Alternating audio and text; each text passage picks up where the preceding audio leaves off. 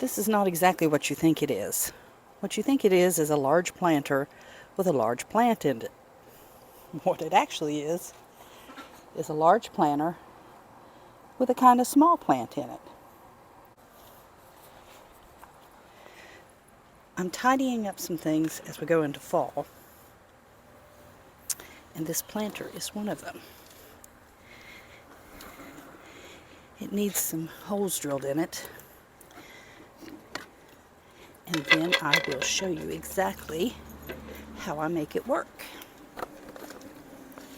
I bought it at the end of the season, a couple seasons ago, actually more than a couple seasons ago. I think for, I don't know, $3 or $4. It wasn't a whole lot.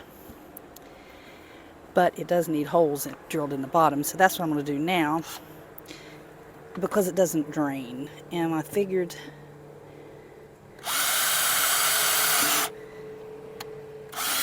since I was doing this, I'd show you how I fake my planters. I should have done this first, but oh well, I didn't. And now you get to see.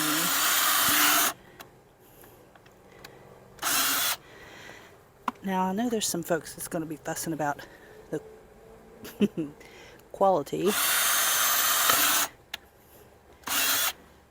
of my equipment here, because this is a heart.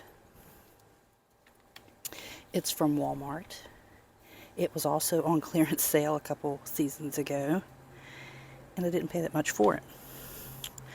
But I don't need, big heavy duty, I don't need big heavy duty equipment around the house. I'm not a contractor. So, you just watched me drill some drain holes, which will help me out a lot because this has been filled up and mosquitoes get in it. All I do, I take a small pot, flower pot big enough to fit in the bottom. I set it in, and then I'm going to set this plate on top of the pot, and then I'm going to set the plants on top of the plate. It works just fine.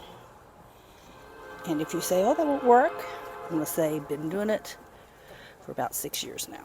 Matter of fact, that plate's so faded. It's just a plastic melamine side plate. And then, you see, this normally, it's only going to go that far. So, and then that gives it some stability, it gives it some draining. Now that I put holes in it. And there you have it.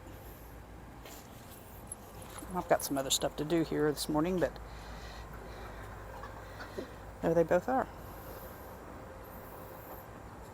Easy peasy.